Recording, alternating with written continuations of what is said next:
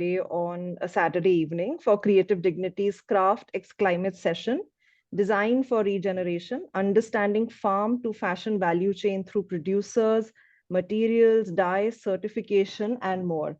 This session is special for the reason that it has been developed in partnership with Fashion Revolution India, as it marks 10 years of its revolution globally, complete with consistent, untiring advocacy and campaigning for a more conscious, informed, and just production and consumption cycles. We have consciously tailored today's session to reflect, on the mindful integration of fashion and crafts, highlighting highlighting design repertoire of two forward brands, fashion forward brands, 1111 and Ceremonial, where Teev. We also feel solidarity with Fashion Revolution India in our shared mission to underscore potential of crafts as a significant contributor to a sustainable economy. This also draws through their dedicated efforts in bringing out a stakeholder study last year titled Sustainable Crafts in the Age of Climate Crisis. And Shruti Singh, who's the head of Fashion Revolution India, is joining us from Bangalore today, in literally in the middle of 10 buzzing days full of activities, conversations, mending, making. So let's hear from Shruti. Hi, everyone. Thank you so much for joining today for this really important dialogue designed for regeneration. And thank you, Suruchi, for co-curating this event with Fashion Revolution and for introducing Fashion Revolution Week and our mission. And it's also today Menden Public Day, where we are speaking about mending, upcycling, and the economy that kind of runs that. And a lot of like craft is involved in that upcycling economy, and they make an important part of it. And we have a lot of designers who are trying to define what regeneration means, because I think when we hear words like sustainability, circularity, sometimes they can be very daunting and they can seem like what's happening. Is my brand circular? Is my brand regenerative? How do I integrate that? And it's really important to understand the true ethos behind such concepts and to define that, especially when it comes to the design community, the craft community. And I'm really looking forward to today's dialogue to actually do that and unravel some of those concepts which may seem very difficult to understand, and how they can actually can be simplified and integrated into the different walks of life and the different work that people are doing. So I'm very excited to listen to the designers. And over to you, Suruchi or Bhaavya, to kickstart this dialogue. Thank you. Thank you, Shruti. Same here. And so I'll just briefly introduce our speakers and moderator. Our first speaker is Himanshu Shani. Himanshu has long been at the forefront of sustainability conversations in India. His 15-year-old brand, New Delhi-based 1111, with co-entrepreneur Mia Morikawa, is a testament to design being a pathway for social and ecological regeneration, with consumer connect, commercial viability, traceability, and design distinction intact. Welcome, Himanshu.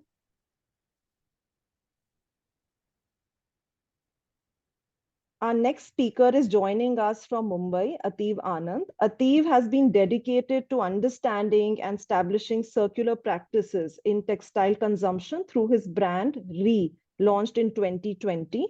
In 2022, he also launched Ceremonial at Gen Next Lakmé Fashion Week.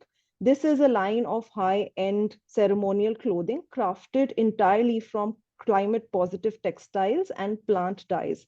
Welcome, Ateev. Right. And this conversation, which will go on for another 40 minutes, will be moderated by Bhaavya Goenka, founder of Ero, a zero-waste upcycling studio based out of Jaipur that leads with people, environment, mindset. Bhaavya is also the regional ambassador of Fashion Revolution India, representing the textile abundant city of Jaipur. Welcome, Bhaavya, and very excited for this. And over to you. And after 40 minutes, we'll open the conversation for a Q&A. Look forward. Thanks a lot, Suruchi. Thank you, Shruti. So happy to be here, talking to two amazing brands in India right now. I think the first thing we need to do, as Shruti said, is define regenerative design. And to really get into it, I would like to understand of how you both approach this term and how do you both define it? Himanshu, I'll let you start. Hi everyone. For me, I mean, this term is to work organically with whatever we've been doing and understanding the base of where we start from. So as a brand, we've been questioning from a seed level to anything we have been working on. And when we are approaching that, regeneration is something which comes at every step, because how you look at every craft, how you look at every technique in today's context, also in the context of how this has been practiced for many years, even in context of how it is scaled, or even in today's time and the geographically where it is based, what is available. I mean, there are various aspects which is looked at it. So this question keeps coming at every stages where we see it. And this is like a basic principle of design, I would say. So if we question how we design anything, I mean, the regeneration is always there to look at. I mean, that's how I would approach it in a few words. And as we discuss more, the more depth we will go in detail about certain aspect of it, where we can scratch more into different stages, systems, designs, products, the whole livelihood development, crafts coming from various years. So, yeah, that's what I would say. Thank you. Thank you, Himanshu. Ateev, over. I think Himanshu did really outline it beautifully. For me, I feel it's all the same. I named the label that as well. Re actually means going back to the start. And for me, regenerative in that sense is the idea of being iterative, but with the knowledge of the source. I feel like in a time, especially like, I mean, I keep questioning the relevance of making more product for myself. And the only sensible sort of answer I get is that, I mean, if I have to stay relevant, if product has to stay relevant, it has to connect to the source. So I keep going back to why were things done? Why did we clothe the way we did? And in that, it's quite regenerative of practice. I think that's what my curiosity is like. Why do we practice consumption the way we do? Whether it's shapes, colors, quantum, scale, everything. So yeah, it's about being able to go back to the start. I think it's it's in two different approaches. One is looking from the producer side, and the other is from a brand which is towards the consumer side. And yeah, the both are very different aspects of it, and how we look at that. Yeah, and that's what the interesting is. Can I request you to please illuminate us? I'm so sorry, there's a lag in between. Can I please request you to please illuminate us on both aspects that you're talking about regenerative design, the producer side and the consumer side? So like what Ateev very well said is that, there is a consumption side of it where we're looking at it. And then a brand is looking at it, how you questioning that consumption. And then you are going towards the producer side of how do we answer these consumption, and how do we bring this regeneration aspect into that processes in what we are trying to build. So, and it's interesting that you can look at from top down, from the consumer all the way, or you can go all the way bottom and you can even look at it. but it's like questioning each and everything where it comes from. I think if you bottom line that, then, and if you look for that answers, and you'll start getting your pathways towards it. If you question it, if you don't, then yes, you are skipping that stage. So a more investigative approach to design is what I'm hearing from both of you. What I'd like to understand is how you are in your supply chain in terms of your material, or in terms of how you're even sourcing your material. How are you inculcating or implementing this kind of an investigative design approach? Ateev, go ahead. I'll give you an example. So when I started off, my entire focus was on trying to, and still is, but I was quite a purist in the idea of wanting to create something which was entirely recycled. I felt like we had all of this waste that, was a huge problem, and one must tackle it. So my first line of products was socks. Being a shoemaker by training, came naturally to me to progress to socks. So I made a line of socks from whatever little I knew of recycled yarns. And I was very proud of the entire exercise because we'd found something called 100% recycled yarns, which were 70% post-consumer textile waste and 30% recycled polyester, which comes from PET bottles. And as someone who was sort of getting into it, I felt like, oh, this just is so genius. But the more I mean, and the socks turned out beautiful. People love them. They're great to wear. In fact, I still own a few pairs.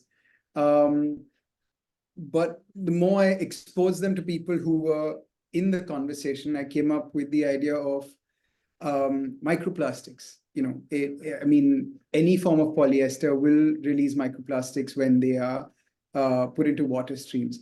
And that kind of, there was two ways to look at it. Oh my God, I've done something and it's going to be an epic fail, or I use this and how do we better this? This is an understanding. So do I continue sort of blanketing because I found my solution, it's a working product, or do I push the envelope because, something's come to realization? The next step was, and we figured out 100% cotton yarn, which has a lesser percentage of recycled textiles in it, but it's, it's sensible long-term. It's sensible across lots of checkpoints. So I think in that sense, being able to be slightly honest with yourself on what am I trying to do here? Is it just creating a short-term solution, or am I looking at, am I looking at like a wider horizon? I really love that, Ateev, the way you put it, because often in the conversation of sustainability, sometimes people put out things that look half-baked, but what is the intention? Are we trying to look at a long-term vision, or are we just trying to get our hook into the sustainability conversation? Over to you, Himanshu. How are you? I know there are multiple crazy ways that you're doing it, but I'd love to hear it from you. Yeah, I mean, so I have been practicing design for more than, I would say, 22 years. And there has been for 10 years or 11 years of the brand where we've been very much principally trying to work towards the seed to the stitch story, which Mia has brought in to the culture of the brand. And we are trying to see how we can dive deeper into it, because the more you scratch it and the more you find about it, and then you want to look more about it. Like as simple as when Khamir initiated the whole project on the Kala cotton, and which has become quite a whole story about what an indigenous cotton is and where it comes from, and bringing that on the table, and then questioning where is the cotton coming from and what is the history of the cotton and what it used to be. And today, how many indigenous cottons are existing, as and this were the dialogues which were coming to. And because of some of these organizations, some things were getting answered and they were diving deeper into it. And we as a brand and designer trying to see how we can have an access and work with it and trying to build something around it. That is one basic principle of, say, just as a cotton to be answered. And what an indigenous cotton is, that can be a whole conversation in itself. But if you see in the product chain of it, you answering why it comes, what it takes to make that product. So how are the labels being made? What are the labels going inside it? So today, it is very difficult to find anything which is not a synthetic material. So, and then what is the print going on that label? How do you print it? And it's very minuscule in like a couple of mm's which you are writing it. So how do you bring that? Like stitching threads, they are all existing, which are mill-made, which comes from a basic polyester filaments to it. And now this is something you don't see it. You don't know. These are like the hidden questions which one will have to dive. So these were the things which in last decade we have been trying to keep questioning, finding answers, something we have found. So today I would say that, yeah, we have managed to make a garment which is biodegradable in itself. It doesn't have anything. Though today our garment has an NFC chip into it. So there is a certain aspect of, I'm sure, a plastic which has come into it. Now, what is that micro is coming in and how to answer that? Can you remove that? Yes, you can remove that. So yeah, we managed to build that chain across the 10 years and trying to see, also build the scale into it.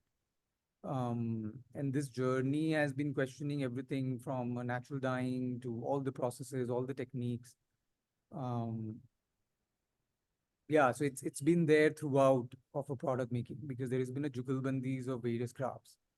So it happens with mixing of crafts also. And there are knowledge which travels from one state to the other state when you are working with them. So how do you take these knowledge banks and how do you transfer it to the other place so that it can thrive there also? Because scale, that is something I actually question, that if we don't scale it, then these dialogues are just talking points. So it's important this to scale. Then only you have something equivalent to the industry which has been there. So there is a learning from the industry standard, and how do you implement that at a cottage industry where the carbon footprints is way lower. So that's a principal Right. approach. Say. I'm so sorry. Again, the lag. I'm so sorry for interrupting. The lag. Yes. Please go ahead. Yeah, so I was saying, yeah, that's the principle how we as a brand been trying to approach, and it's been 10 years of journey behind everything for each and every product. Absolutely. I would like you to please, if you can, elaborate on the NFC chip. So there was when this whole dialogue of who made your clothes started, and everybody was sharing where, who are the makers behind it. And then in reality, there are not one, but there are a lot of people behind it. And in some of the products, you might even have 10 different hands which are going behind. And the kind of efforts in one is putting. So how are you questioning that? Who is it? Because it's by me just putting a picture of 50 people, does it answer it? Is it that's the real thing? What is it? And we, in our production chain system, because our products come from, so for example, our bandhni garments, we do bandhni over a garment rather than doing it on a fabric, because we want to celebrate the crushness of the bandhni. So you actually play with the grading and the engineering of the bandhni crush. So you make a product and then you send it to the artisan, they do the bandhni, then it goes into dyeing and all. Now, in this case, the product is traveling into different houses in the rural spaces. So there are 200 different bandhni artisans who have been working with it. Now, for example, in that, how do we know the status of each and every pieces? How do we communicate with them? So we had to build an entire production system design to it to know in real time what has been happening there. And for last 8 years, we've been doing this at a manual system. For 5 years, we did it manually, recording. So every product has a unique code system. So through a unique code system, we know the status of that piece. So even if the SKU, you make it 10 times, you deserve 10 different unique codes. And that approach kind of helped us to traceability of it. Now, not only Bandhani, it is for every artisan hand painting there, or it's a dyeing, it's a tailor, it's a hand worker, everybody even goes to the weavers level.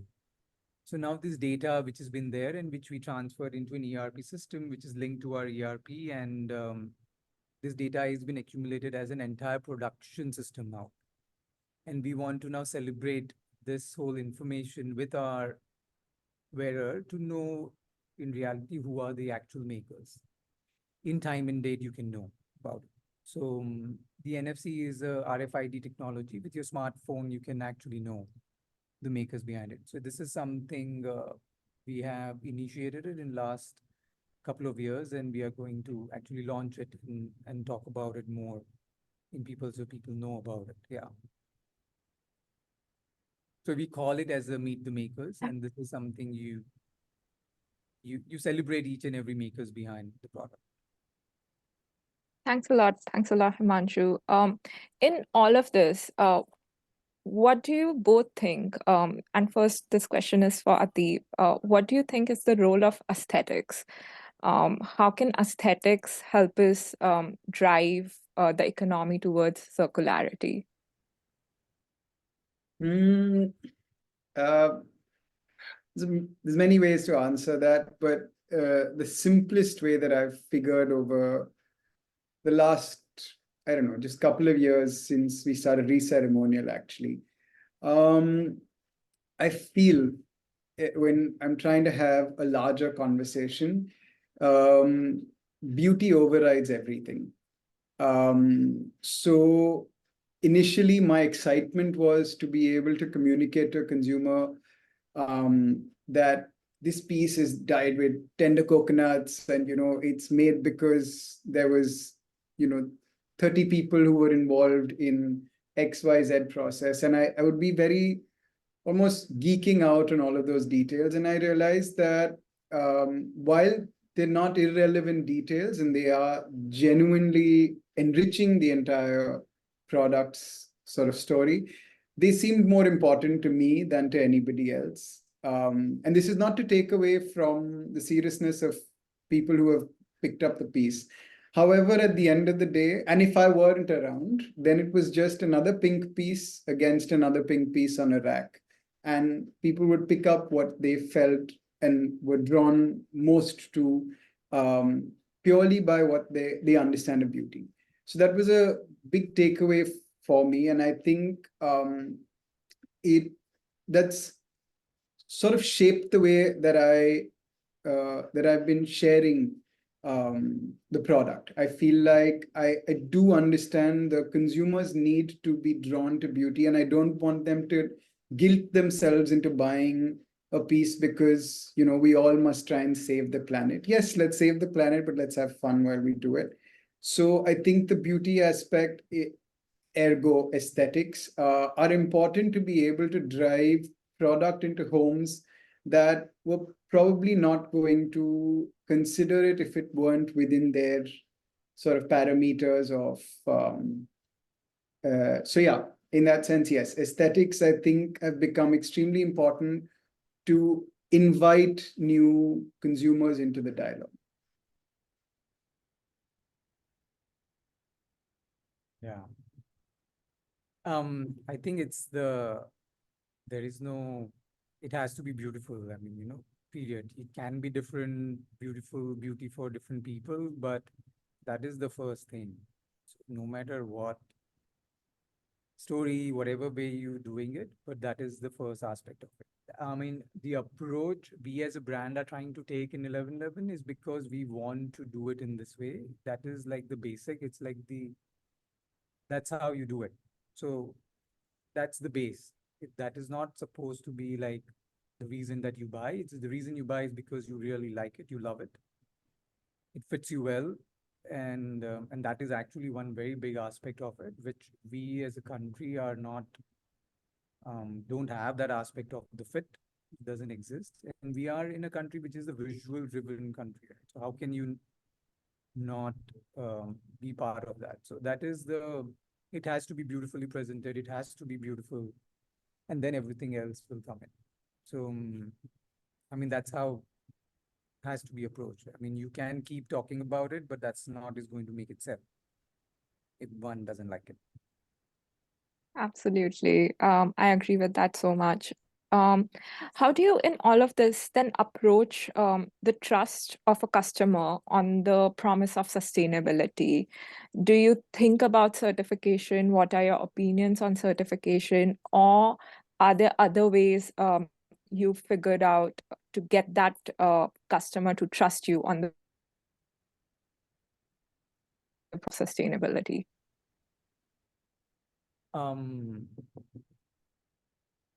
I think so when I am a consumer of certain things and I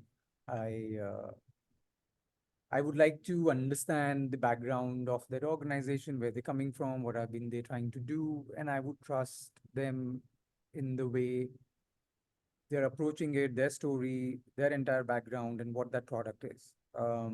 And I might not have a detailed knowledge of that product, but I'll try to know more about it. And if I'm getting that information and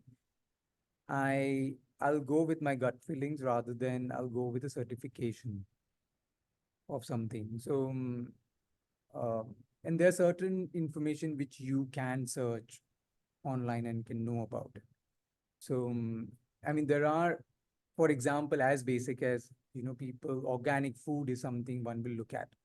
Organic clothing would be like way bottom the down, right? So in organic food, for every farmers to have a certification of organic farming is not possible. It depends upon the scale and the size, and then how you can do it. But if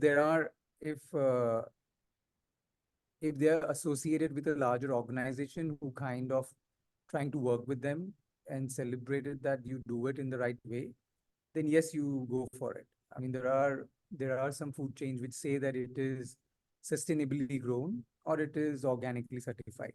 So there are both approaches are fine. And one of our partners, neutral.com, they actually are one of the larger players who kind of buy a lot of organic cotton, and they work with the GOT certifications and all, and a very large, and they play a very important role in this organic farming of organic cotton, and the number is in like lakhs of tons. So they also convert the farmers into an organic farming. Now in India, the organic farm can be technically be converted within 18 months time, but we are following the European law of it, where they need a 3 season, which happens in 3 years time. So which technically doesn't imply in India, but we are following that law, and that's why it is a 3 years time. Now, how do you pay a premium to a farmer who is in conversion stage of 3 years? And they came up with a very beautiful thing of a storytelling where the intention is to do that, and they have started doing it. And they tied up with WWF, and they came up with a Tiger Cotton Initiative. So it was a whole belt which was around Madhya Pradesh in the Tiger Reserve area. And it's a Tiger Cotton Initiative which came in, where you are converting a farmer into this process, and eventually in 3 years they will get it. So, and that is actually a beautiful story in itself, and to be part of it and to support that and to know that. So there are different ways of approaching it. I don't think certification is actually the way. I think what is the intention behind it? I think that's how I would look at it as a consumer. Thanks a lot, Himanshu. Yeah, please, Ateev. Couldn't agree more. I feel like I do understand the certification. We work with them too. We carry our product internationally, and we think that even there they'll be relevant. But I don't know, at the end of the day, both sides of that chain, they're following such a huge visual narrative that most of the evidence comes from how you are carrying that entire product mix, which is, I mean, there's dangers in that as well. We have a lot of people who are able to, make it look like it's far healthier than it is. And I mean, I think, there's shades of everything, and we can't have a black and white on this entire conversation. But it has become far more visual than in terms of evidence than what's on paper. Because Himanshu would know this. There's a lot of people you sit down who are into the industrial practice who'll say, I know what the source of these certificates is. So even to those people, sometimes it doesn't matter. The consumer, doesn't understand these terms anyway, and you can educate and you can put them everywhere, but we're still very nascent on all of those because it hasn't become in any way mandated. We don't have any judiciary sort of actions on that entire process of production. So till that time, everything goes, from the producer to consumer. So I see that as a role for people like us, where you become that sort of catalyst in that sense. Because I realized that I question myself so many times. I feel like, what if that person who picked this up from me turns around and says, but how do I know this is it? They're just buying it because they felt convinced because of a conversation they had with me. So that's a huge impetus that I'm taking on. But I realize that's the responsibility that I have in that little, equation, is that while we're all finding our feet on this entire conversation, sometimes I'm the only one who's able to do that because I'm trying to bring some integrity to the process. So yeah. Thanks a lot, Ateev. And I resonate so much with the self-questioning and self-criticality. There's always like a person with me, invisible, who's like questioning everything I'm doing all the time. Absolutely. So I resonate with that so much. In that context, what are your hopes for the future of the fashion industry? Gosh, that's a large one. And this is a question I've been excited about to I don't even know how to answer that. That's broad. I don't know. Fashion industry at large, I can't say. I don't feel like I'm equipped to handle that level of a discussion. But when I see what I'm doing, I'll only speak for that small aspect of whatever the product line. I feel like my vision for the future, my what I see unfolding in the future is a younger consumer who is very value driven, and that's what's exciting to me. I'll speak very specifically. Actually, I'm meeting bride after bride these days to make clothes for their wedding for them. And what's so interesting and common amongst all of them is that there are these young girls who are coming in with a whole idea of their own personal values. It's gotten beyond just body type. It's gotten beyond trends. At least that's the dialogue I'm having. Of course, we're discussing what's important, what will make you look good, etc. What's your theme? Yada, yada. But their first and foremost priority is, but I need it to resonate with X, Y, Z. They are looking at rewearability of these outfits. They are looking at, in general, how sensible is this? How much weight is it going to be? How many elements go into it, etc. And these are questions that I don't feel like I had seen as part of this conversation before. And it's really nice because it's contrasted with what the parent in that conversation is bringing. They're more concerned about how people will view it, etc. So I can already see that change. And for me, the future of fashion is a more informed consumer who is looking at how to define all of this as a new culture for themselves. Because let's be honest, we call it sustainability, circularity surrounds us as a main concern going forward on everything, whether it's the car you drive, it's the paint on your walls, it's the food you consume, and same with the clothes. So I feel future of fashion is more informed. There's good and bad to that. It becomes sort of very hollow activism sometimes because there's some haters who just want to beat you down on every iota of information, and some where people are just being, sort of their curiosity is being piqued, and I'm excited about that. Over to you, Himanshu. Hope for the future of the fashion industry. So we're talking India? If you want to go take it global, take it global. I mean, in India, the fashion industry, I mean, it does not exist, if I'll say in a few words, because it's nothing in terms of design, the designer wear, which we are talking about as brands which are designer wear. If you keep aside the corporate MNCs which are coming from outside India, coming into the India. So the Indian luxury wear is the bridal wear. And that's it.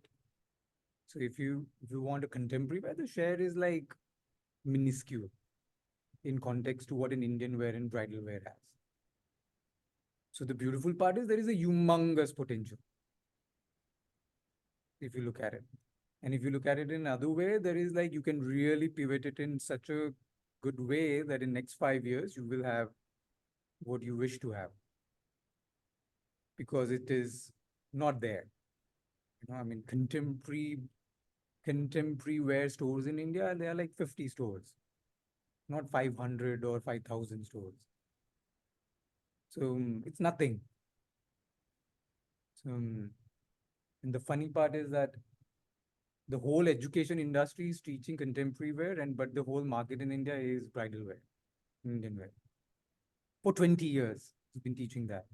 And nobody is questioning that in 20 years, since, or 25 years, or whatever the fashion industry education system has been, is that this is what India could do in 25, 30 years of building Indian global fashion brands, which is like basically nothing.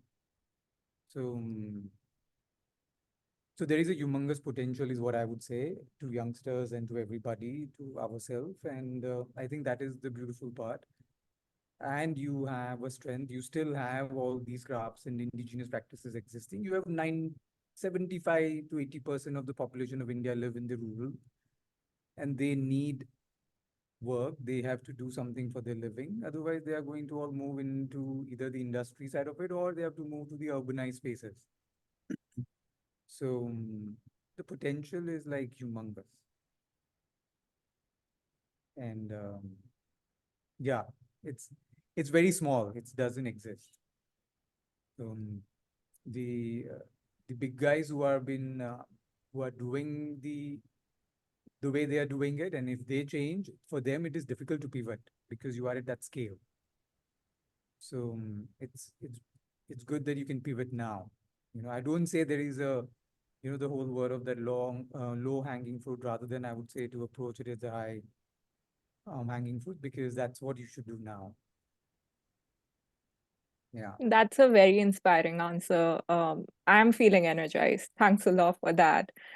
Basically, I think it is what you make it. The future is what you make it. And thanks a lot for sharing that. I was going to ask if you have any advice for young designers and design students. Ateev, you wanna? I mean, I'll be a little brutal here. I don't think we need any more new designers if we can't have disciplined designers. I feel like there's a huge, I mean, I interact with a lot of young people when I work in the teaching space, and I realize there's a huge draw into making, because design is your easiest access to visual sort of expression, right? And it's also product, so it's not just art. But everybody wants to be an artist while making clothes, and we don't need any more I mean, we do, sorry, don't quote me wrongly on this. We do need artistic expressions, but we don't need any more artistic clothes that are not going to make sense. You know, like there's a lot of other ways to express yourself visually.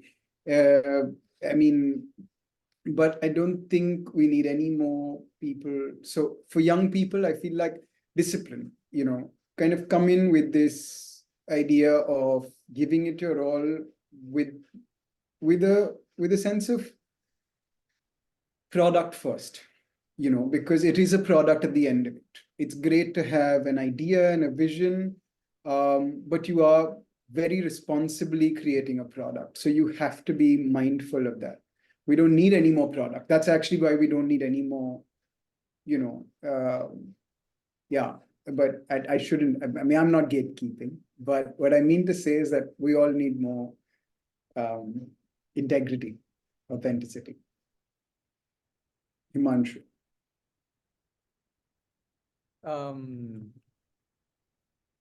The younger ones who have graduated or the younger ones who are studying, whom are we addressing? We're all the same. Both. So as I said, I think the potential is humongous.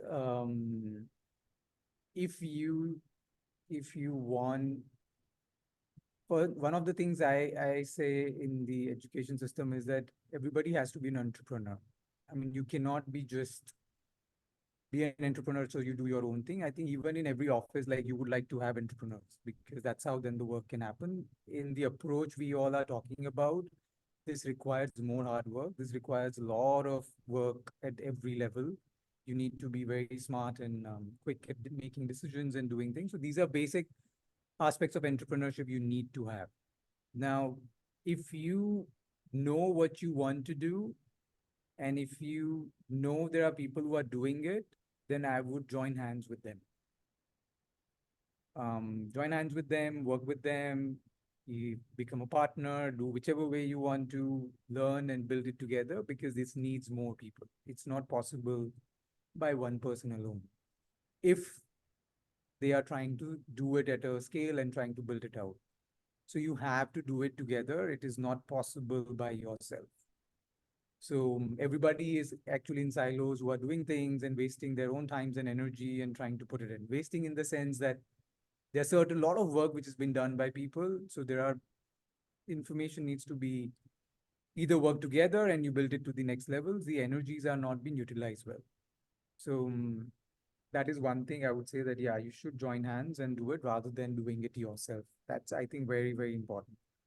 And the potential is humongous. So what Made in India stands for in reality is what one should actually work towards, and not the so-called export houses, which are actually the manufacturing units, which have been sold to the outside Indian brands.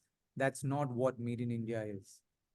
That's actually the Europe and the US and the Japans and I mean all that technologies which is brought to India to make it cheaper for them. But Made in India is something completely else, and that's what something one should look for, and then to build things around that, and which has a humongous potential. Yeah. Thanks a lot. Thank you, both of you, for the conversation. We have a few questions. I'll start picking them up from the chat. And we are now opening up to Q&A. So please leave your questions in the chat. There's a question for you, Ateev. What are the different checkpoints or metrics, as you mentioned, for a viable, good, sustainable product? Yeah, I read that one. I've been trying to think about them. Quite honestly, I don't have a great framework for this. I'm still finding my way on all that. Himanshu might be better to answer, but I keep a very simple 3-point sort of rule. It has to be a sensible product. It has to make sense to community. By that, I mean people who are making it and people who are consuming it. And it has to be sensible to environment. When I say sensible product, it has to be functional, versatile. These are my checkpoints. I don't enforce them on anyone. It has to make sense as a as a piece that I can see not just for this season, but over time. It has to make sense to people who are making it, and it has to make sense to the environment in which it's made. So these are the three things that at least I try and look at. But Himanshu. Yeah, I think I would just understand more about it, and if I don't know, then I'll have to do a research more about what it is that I am, because as a consumer first I would need to know, because it cannot be just a love for it. I mean, it's good that you have a love for it, but then you should know about it. If you don't know, then you research about it, and you will get a lot of insights about it there. But then there is a dialogue with the consumer. If the person who's representing is not able to share the depth and doesn't have a background about it, that itself will start telling you where it comes from. And as I think very well, I mean, rightly said that, where it comes from, how has it been answering the environment side, what are the makers behind it, and the cost is something we need to understand. Why is it costing so cheap? And because I would not say expensive, because when things are made by hand, I would say it's cheaper because the amount of time and hours it would have taken. So I would question it, why is it? And and then to look for similar brands and things, people who are doing it, which will give you more an idea about it. So what has been happening, and if you're buying directly from the artisans, you are buying through a certain middleman, you're buying through a brand, which are these processes? So I mean, these all needs to be questioned. Yeah, and in that context, there's also one more question, that with the sustainability conversation, there's a question that would the younger generation have the incomes needed for the sustainable brands? Nee, I didn't get it. What was the question? It's about income, and would younger generation have the income to afford sustainability? As a They won't cons- have an option. Sorry, you were saying something. I'm sorry? from the consumer point of view? Yeah, from the Yes. consumer. I said they won't have an option. I mean, we're looking at rationing after a certain point. This is not a light issue. But why shouldn't they? I also think that, there's all of this, I mean, such a skewed sense of what is affordability here. I feel like, I mean, I see people putting down a lot of money when they have to buy a lehenga for their wedding. But the shirt that you're going to wear maybe 2 times a week, if you're, mildly sensible about how many times you're washing and wearing a piece, I feel you should spend more money on that. And I feel like there are people who are understanding that. And I don't think that the younger generation will lose all their money over bubble tea only. They will want to wear sensible clothes, and they will invest in them. They understand that above everything else. They're not buying cars. They're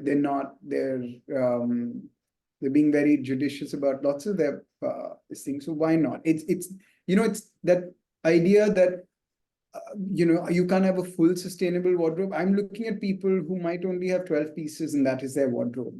And we might have points going forward where there are shared wardrobes. There are so many consumer concepts that are probably going to come up that all of this affordability will go out of. I mean, it's a very simple Indian thing, okay? Like somebody will buy a sari and the mother wears it, the daughter wears it, the masi wears it. It's a cultural construct. And I feel, why is that not able to be applied between a group of friends? Like 3 friends buy a singular outfit and are able to share that. And they do that not because they can't afford it, but because they realize that is the shared cost that they would like to invest in. I see those kind of progressive systems with the younger generation, which didn't exist previously because we had a lot of social constructs that could not be moved. But I think we're looking at a lot more progressive attitudes.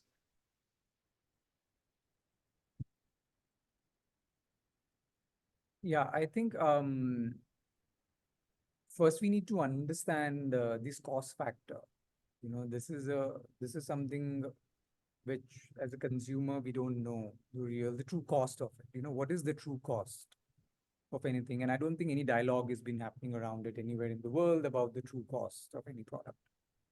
And there is some bits and pieces happening at a very mass level. But so when you have a handmade product and when you have a mill-made product, the interesting part is that in the handmade product, they work on the wages.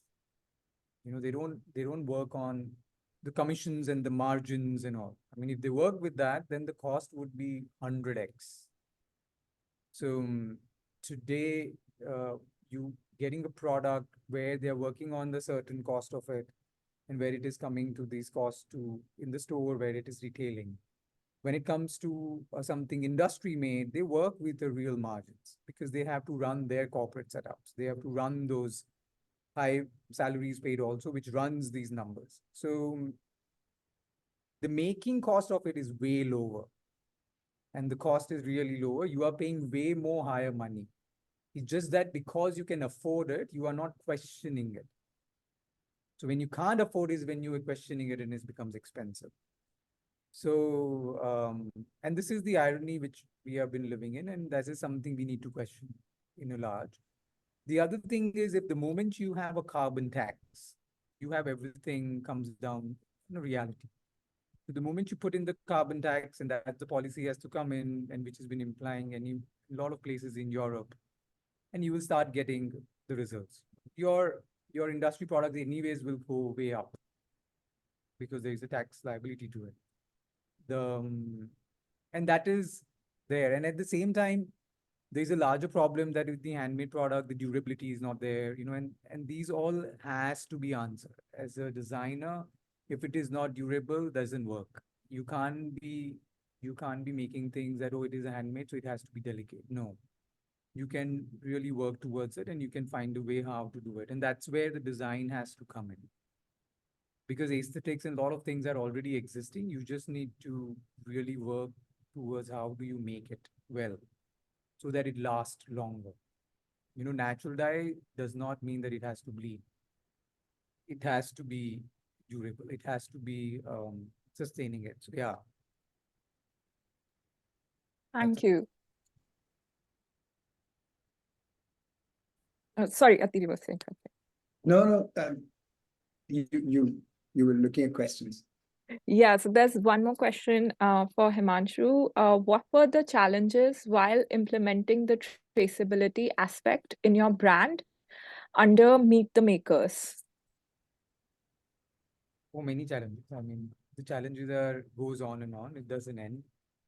The first challenge is that there was a question about if the artisan do the input or somebody else. No, it has to be the artisan because we're looking at 500 people or even more. So, and everybody has a smartphone, so it's very easy. So there is an app and they log in and they can just, they initiate the work and it gets inputted. So it links with the ERP. So it's the question challenge is as simple as that, oh, I'm not educated, how will I do it? So you need to find the answer towards it because everybody knows the numbers. So you don't go with the alphabet, you go with the numbers. And how do you work with that? So you build new languages to communicate with people. As simple as that. We make every artisan write their own logs way before we were using these apps. So there are hurdles everywhere, but there are answers towards it if you look for those answers and you find a solution. That's why I said that there is a lot of hard work. There is no shortcut in this because there is no work being done and there is no book available which you can read and find an answer. Because industries are working in a whole different dimension and direction. It's not going to implement. You have learnings from there.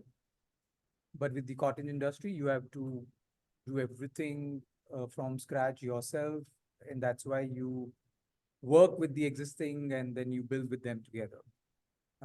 So there are challenges everywhere at every stage and it will keep coming. Thank you. I think we are already going a little overboard with time. There's one more question, but it seems a little bit more complex. I'll throw it just in case. What are the steps we can take to make circular design, not just in terms of material, but in terms of design? Also, how can we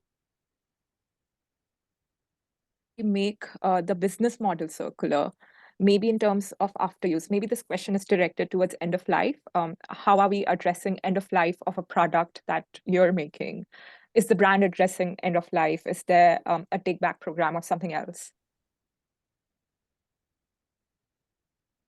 Yeah, I mean, that is something always we've been questioning, because that will be there, because you're producing and eventually that needs to be answered. We are not at a scale where we have, millions of products which have been going around across the world. There are still in thousands, and so there are points where how can we revive a product? So, and as simple as that, we haven't yet opened these doors to the people, but there are a lot of consumers who have our products and they want to relife their product because they love it, and it is still has a lot.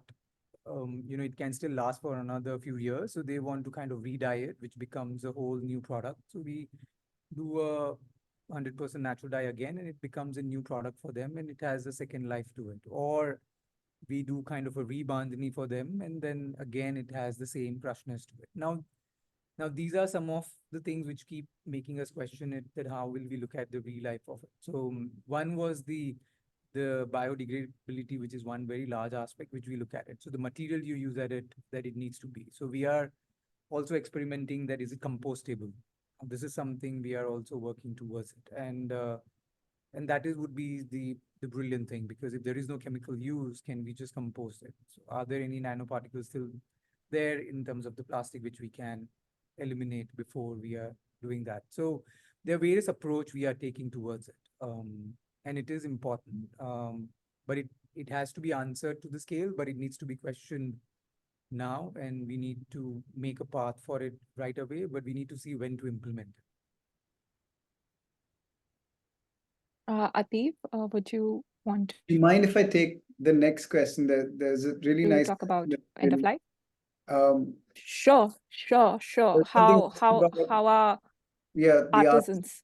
Yeah, sure. Go ahead, please. It's a lovely. I mean, Himanshu answered that so beautifully. I don't have to add to that. But this is a lovely question, and I feel like, so the question is very simple. It's how are your artisans in sync with the philosophy of your brand? To be very honest with you,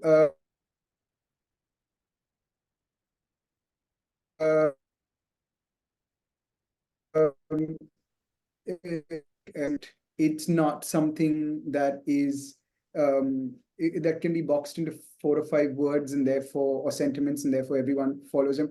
It's very different when interacted with the artisans, and very different when interacted with the consumer end. We try and bridge that gap on a daily, because we're trying to sort of decode from one end to the other and try and be as seamless about it without enforcing any of my personal agenda into that whole conversation, that I need so-and-so artisan to continue making this product. Therefore, they should love what they're doing. What I have realized, though, is that where we all meet, and that's what drives me to do what I do, is that we all have this common desire for beauty, for skill that actually makes us feel valid. I realize that the exchanges I have with most of my artisans are on a plane where we realize what we're able to do with our time, with our hands, with our time, and how we must at least ensure that we can continue doing that within whatever little time that we interact. So we all realize that, okay, there might not be future generations that will take on the same craft, but within that time that we have to practice that craft, how can we do that in a dignified manner?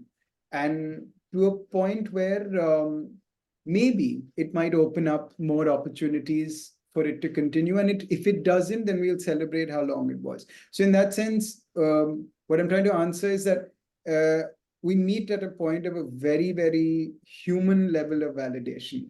And that's something that I feel more than the other way around. Do they know my brand's philosophy? My brand's philosophy becomes that it becomes this idea of being able to be sensitive, be respectful to whatever is that, that very brief exchange. And I have the similar relationship on a consumer level. When both of these unfold is where a brand kind of comes in. So that sensitivity is what drives all of this conversation. Yeah. Can you hear me? Yeah. Yeah. Anyway, So I think, yeah, it's a very important question, and it is something we keep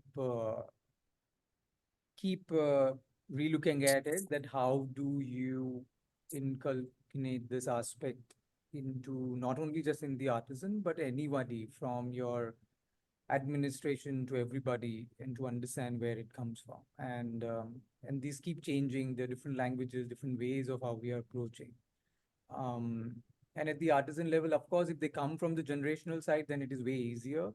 But if there are the new people, then you actually sensitizing them towards what it is, and you are building that approach. So, but it is not something a very Yeah. short-term course, but it is something goes on for many years, and it will take time to keep implementing, because eventually it's the livelihood and the earning which is one of the large thing which comes in. So if that is not answered, everything else is not making sense. So how do we balance that, and how do we bring that importance of it, what we're doing? And we have managed to, in 11, we've managed to keep it open source of every information, which has helped us to survive and to do what we are doing. I would say that we have not hiding anything from anyone. So it's in like an open source information of whatever we've been doing. And that is something I think has actually helped us, yeah, to even move forward and to communicate, and they support us in whatever we've been doing. Thanks a lot for the conversation. It has been personally inspiring for me as well, just to be here and ask these questions. And I would like to end with this beautiful comment in the chat: beauty is humanizing. I feel that is something we all agree on. Over to you, Suruchi. Well, thank you so much, Bhaavya, Himanshu, and Ateev for joining us today. It's been incredible, and I'm glad, we were able to, go through this entire circle from the farm to the fashion and to the end of life, because there are many conversations that we've also been part of to understand what happens to the garment. Textile recyclability still remains a big question mark. So yeah, from our end, and this is, I think, it goes back to how we titled this design for regeneration. How do you really close the loop? So thank you so much for bringing these thoughts together. And yeah, we'll be, what we do at the end of every discussion is that we also, so it's not ephemeral in the form. The dialogue continues, the recording, the takeaways in terms of text that we'll work on will be available on the website of Creative Dignity and under the blog section. And I'll, share it with you, and we'll also share it on our social media channels, LinkedIn. So I hope the conversation continues thereof. Thank you so much for joining us and giving us your time. thank you. Thank you, Bhaavya. Thank you, Himanshu. Thank you. Bye-bye.